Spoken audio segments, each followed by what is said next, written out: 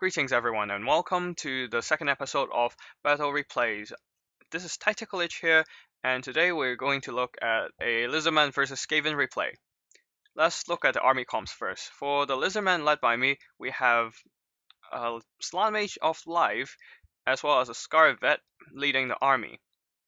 Guarded by some Star Chamber Guardians and a Bastillodon, these guys can absolutely hold as an anchor in the melee fight. Frontline wise, a line of Saurus warriors with shields, 5 of them to be exact, supported by one single Feral Bastillodon, and at the back, Umbral Tide. These guys have stock so they can just stay away from Skaven artillery until they get into engagement range. And for skirmishing, we have Chameleon Skinks. 2 of them, already engaging some Night Runners from the Skaven side. As for the Skavens, Night Runners, good skirmishers, decent in melee, just great at countering these Chameleon Skinks cost effectively. Frontline wise, a line of Clanrat Spears, just there for, well, speed bumping functions, and supported by some Poison Wind artillery, mortars, globadiers. These guys can do some really cost effective damage. Especially like Poison Wind globadiers, considering how they only cost 550, the amount of damage they can dish out is absolutely ridiculous, and they have good armor too, so they can survive counter skirmish decently as well.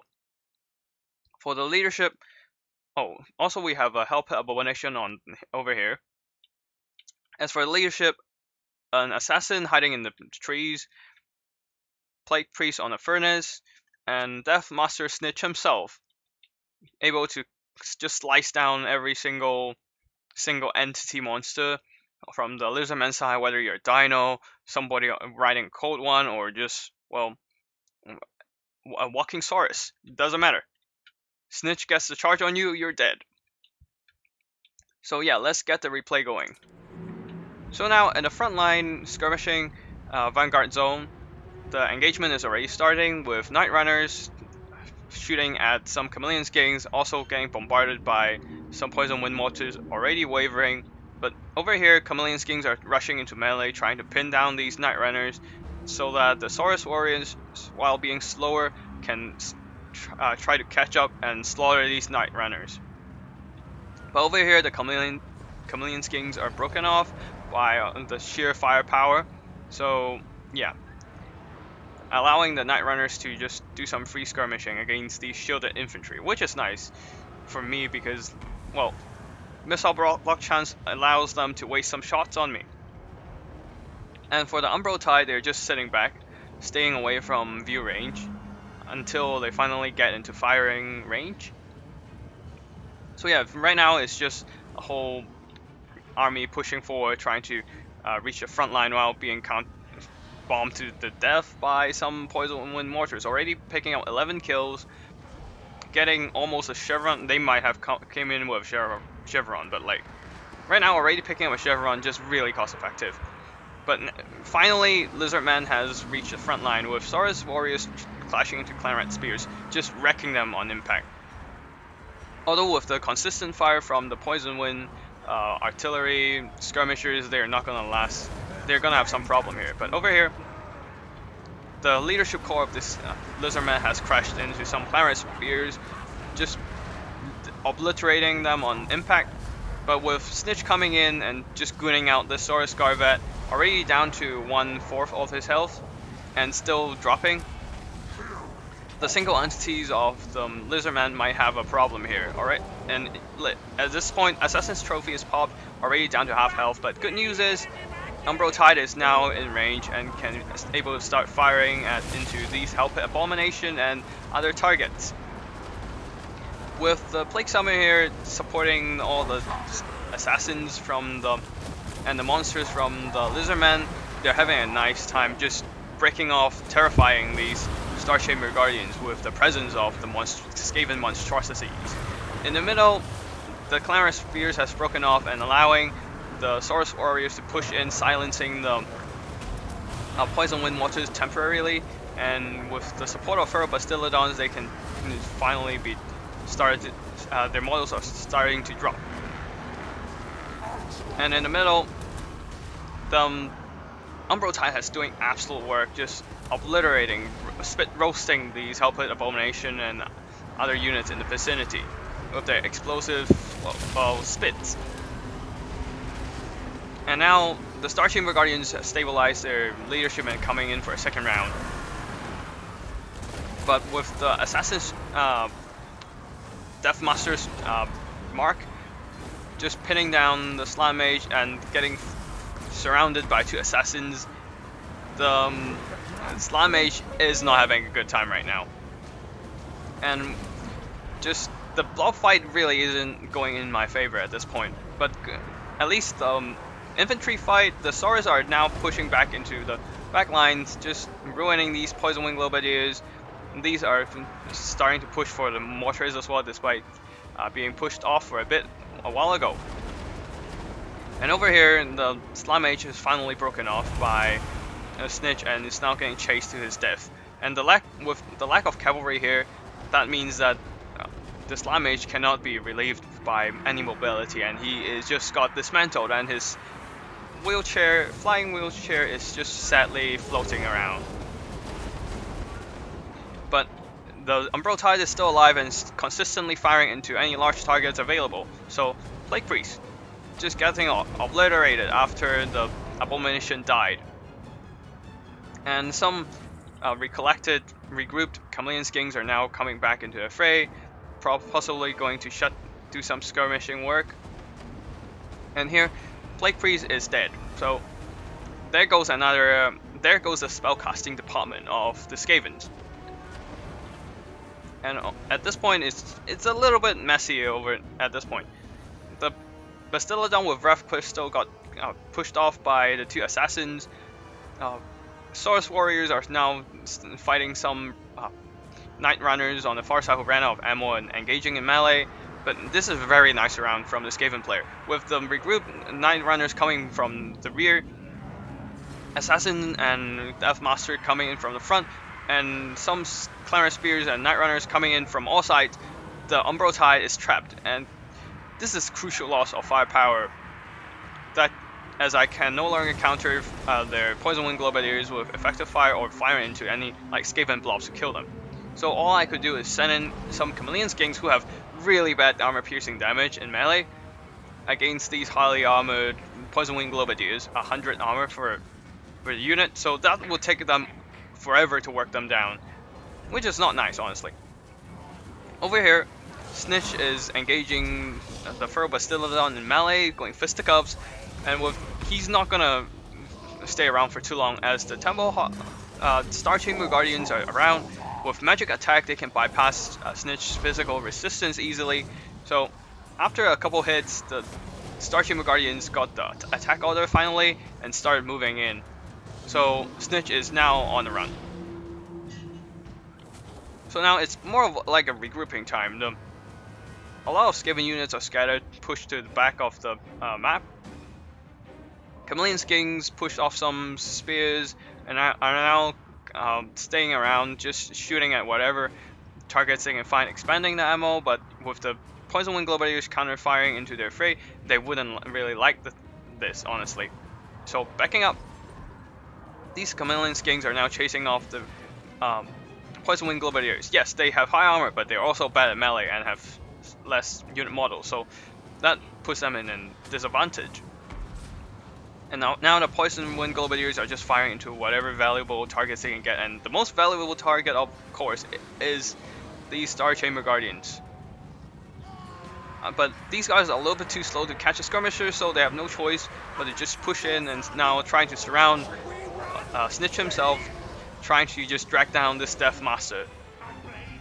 And it seems to be working okay, as Death Master Snikch is lowering his health under the consistent pressure of 2 Bastillodons and some Star Chamber Guardians. But sadly, with the firing power of the Skaven, the Star Chamber Guardians are terrified, are breaking routing, leaving the Bastillodons alone against Snikch and a bunch of Skaven units. And since I wanted to shut down the Globadiers, that left the Rev Crystal alone, so now Snikch is on the hunt, just obliterating this Bastillodon. So yeah, let's have a look at the battlefield again. Some regrouped Saurus warriors came back and surrounded the assassin duel. Feral Bastillodon comes in for a ramming charge, just a bit disappointing as it's blocked off by some of their own Skavens, but at least his presence terrified the assassin, as well as Snikch, now who is now wavering and attempting to pull out of the battle, which is a wise choice, honestly. You don't want to be surrounded by angry Lizardmen. The presence of the Feral Bastillodon is enough to break these Night Runners, and yeah, basically what you get at this point. Some Chameleon Skinks are now chasing after these broken Poison Wind Globadies who are then broken themselves. But with the presence of some more Saurus warriors who are chasing after the Clarence Spears, they should be able to fend off these separated Skaven infantry. But interestingly, Night Runners actually got the charge on Saurus warriors and managed to break them, despite soon, like, they're gonna break at any moment at this point. Snikch regrouped, so he's coming back, but he's also hidden, I think, because he has stock. So he's just hanging around in the vicinity, just trying to regroup with units. These Saurus warriors broke in these Night Runners with the help of the Feral Bastillodon's terror presence. But then with the one volley from these Poison Wind Globadiers, they also got broken off. And all that is left on the battlefield are, well, Feral Bastillodons, some really terror Poison Wind mortars, Globadiers who are firing into the Bastillodons, which the Bastillodon is chasing after them because they can do some massive damage late game. It's a nice choice, but that also leave the Bastillodon separated and facing Deathmaster alone. Looking at the replay from Snikch's point of view, we can see him popping smoke bomb, concealment bomb here, hiding away from the sight of the Lizardmen. So Bastillodon managing to rout the Globadiers also left him isolated and unable to target Snikch and countercharge because he's simply out of sight. And now Snikch comes in with an anime sword slash, just doing some breakdance moves, clashing and slicing open the Bastillodon. But damn, the Dino just comes in with a headbutt, throwing Deathmaster back into the Star Chamber Guardian. With Snikch got thrown back into the fray and now surrounded by Star Chamber Guardians and the Bastillodon, the fight is down to these few very depleted units. Star Chamber Guardians and the Feral Bastillodon are wavering, but Snikch is also lowering leadership. Bastillodon now routs, but Snikch routed. And that is the end of the battle. That was one of the closest battles I had. Everything was down to the line on that one last engagement between the Snikch and some very beat up Star Chamber Guardians. As you could see, the Star Chamber Guardians were very, very depleted. The Bastillodon got shredded by Snikch in the end and actually routed. The only thing that held the whole game together for the Lizardmen there were the high leadership of the Star Chamber Guardians and actually surrounding Snikch, holding up their leadership. And yeah, that game was a fun one. Now let's have a look at the post-battle screen.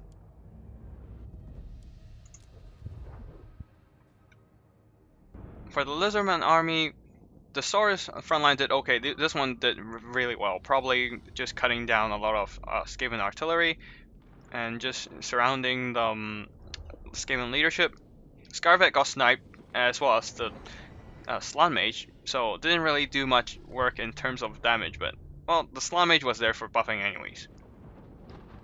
The Chameleon Skinks did okay, but absolutely key for just silencing the Poison Wind Globadiers in late game, as well as just pushing off the skirmishers of the Skaven. Bastillodons did alright, but this one Bastillodon here, absolutely key in winning the game, as had it failed to throw Deathmaster back into the Star Chamber Guardians, he might have got routed a couple seconds earlier than he would have been, and then leaving the Star Chamber Guardians alone against Deathmaster Snikch, which might be rather dangerous as the Star Chamber Guardians were very depleted, and without the Feral Bastillodon to tank the damage from Deathmaster and allowing the Star Chamber Guardians to make a full surround, Snikch would have taken much longer time to be taken down and probably will turn into a Lizardmen defeat. And for the absolute MVP of the game, we have Umbral Tide, just roasting the Skaven monstrosity, the large units, blasting them down left and right. And yeah, did the most damage in the whole game, so absolutely solid unit. But of course, we can't forget to mention the Star Chamber Guardians who stood to the very end of the battle, just absolutely unrelenting. Yes, they got broken off a couple times, but all that matters is they held their line in the end and won the Lizardmen the game. For the Skaven, Snikch is an absolute powerhouse, just killing all the key units of the Lizardmen. The Slan Mage got killed, and Scarvet got sniped, doing massive damage to the Bastiladons. Even managed to make a very nice surround against these Umbral Tide with his unit supported by Night Runners, Skaven Slaves, and just catching this deadly skirmisher. Assassin got some nice damage in as well, and well, Clamorous Spears, they're Clamorous Spears, so like not gonna talk about that much. Night Runners did alright, but yeah, definitely Poison Wind Globadiers and Poison Wind Mortar teams. They are absolute. They are a very devastating damage unit. Often can get more than 2 times their own worth of value. So Abomination got blasted by the Umbral Tide, so didn't do much work. But that's basically it for today's replay. I hope you enjoy it, and I'll see you on the next video.